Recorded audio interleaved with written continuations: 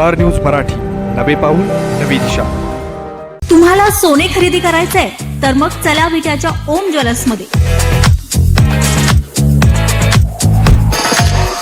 विट्यातील प्रथमच सोन्याचे 100% BIS 916 hallmark jewellery showroom, HUID प्रमाणित सर्व दागिने, सोने तारण कर्ज योजना ही सुरू। तर मग एक वेळ अवश्य भेट द्या। आमचा पत्ता ओम ज्वेलर्स, सराफपेठ, बँक ऑफ महाराष्ट्र समोर विटा। संपर्क भगवान ढमाले गार्डीकर, डॉक्टर विशाल शिंदे मोराळे। सर्वपक्ष शिवसेना असो, विद्यार्थ्यांच्या बाबतीमध्ये केंद्र सरकार, राज्य सरकार हे नेहमी संवेदनशील आहे। उलट काँग्रेसच्या काळामध्ये जवळपास 55 वेळा पेपरफुटी झाली। त्यांनी कधी रिपेपर पण घेतले नाहीत किंवा ज्यांनी पेपरफुटी केली त्यांच्यावर कधी कारवाई केली नाही। उलट आपल्या सरकारनं जेव्हा हा पेपर फुटला तात्काळ 13 लोकांना अटक केलेली आहे। मुळामध्ये जे काँग्रेसवाले आता आंदोलन करतायत त्याच काँग्रेसला मानणारा त्यांच्या जवळचा कार्यकर्ता मोठेगावकर जो लातूरचा आहे त्याला पहिल्यांदा जेलमध्ये टाकला। त्यामुळं विद्यार्थ्यांच्या आंदोलनाच्या संदर्भामध्ये सरकार अत्यंत संवेदनशील आहे। विद्यार्थी हे देशाचं भविष्य आहे आणि त्यामुळं सरकारनं तात्काळ ही परीक्षा रद्द केली, लगेच नव्यानं परीक्षेची तारीख जाहीर केली। नुसती तारीख जाहीर करून थांबले नाहीत, लगेच पेपर पण घेतलेला आहे आणि जे कोणी यामध्ये दोषी आहेत त्यांना जेलमध्ये टाकलेलं आहे। अन्य कोणी असतील तर त्यांच्यावर कडक कारवाई केली जाईल। काँग्रेस जे करतंय ते राजकारणाचा त्यांचा भाग आहे।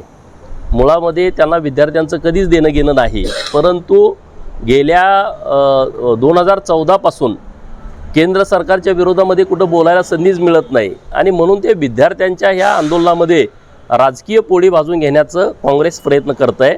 आम्ही विद्यार्थ्यांच्या सोबतच आहोत, केंद्र सरकार असेल, राज्य सरकार असेल, आणि विद्यार्थ्यांचं कुठलंही नुकसान होऊ देणार नाही। विद्यार्थ्यांचं हित जोपासण्याचा प्रयत्न नक्की सरकार करेल। काय दिल्लीला जाणार काय?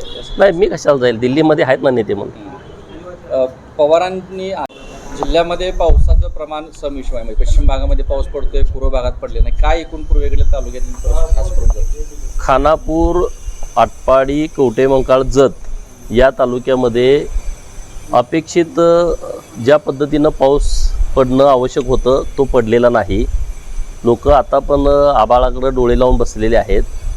पेरण्याच्या संदर्भात काही लोकांनी पेरण्या केलेल्या आहेत, काही लोक अजून पाऊस पडेल की न पडेल अशा संभ्रमात आहेत आणि त्यामुळं पाऊस जेव्हा पडायचा तेव्हा पडेल। परंतु सरकारकडे आम्ही विनंती केली, माननीय मुख्यमंत्री महोदयांच्याकडं, माननीय जलसंपदा खात्याचे मंत्री राधाकृष्ण विखे पाटील साहेबांच्याकडं, की पावसाचं जे वाहून जाणारं पाणी आहे ते तुम्ही जतला द्या। आणि मी सरकारचं मनपूर्वक अभिनंदन करेन की त्यांनी तात्काळ आमचं म्हणणं ऐकलं।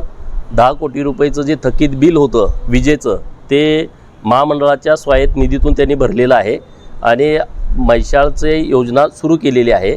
आता मागणी आमची इतकीच आहे की आता हे धरणपट्ट्यामध्ये चांगला पाऊस पडायला लागलेला आहे, त्यामुळं जत तालुक्यातील किंवा दुष्काळी तालुक्यातली सगळ्याच ठिकाणी मंगळवेढा, सांगोला, कवठेमंकाळ आणि तिकडं टेंबूच्या क्षेत्रामध्ये येणाऱ्या सर्व तालुक्यातले तलाव भरून दिले पाहिजेत, हीच आमची मागणी आहे।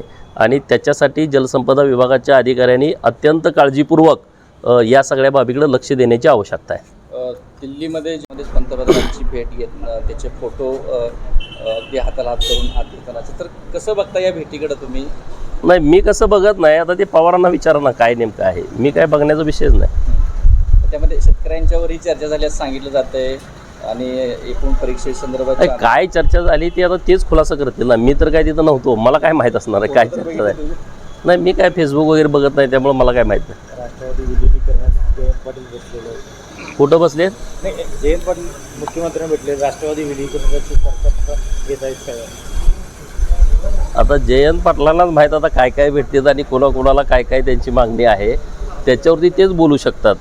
राजकारणात इतकी चेष्टा झालेली, मी म्हणजे 20 वर्ष मी राजकारणात आहे, पण इतकी चेष्टा राजकर्त्याची एखाद्या झालेली मी कधी पाहिलेली नाही आणि त्यामुळे आता त्याच्यावरती तेच बोलतील या विषयावरती। चलो, आपल्या परिसरातील लेटेस्ट बातम्या पाहण्यासाठी स्टार न्यूज मराठी YouTube चॅनलला आत्ताच सबस्क्राईब करा।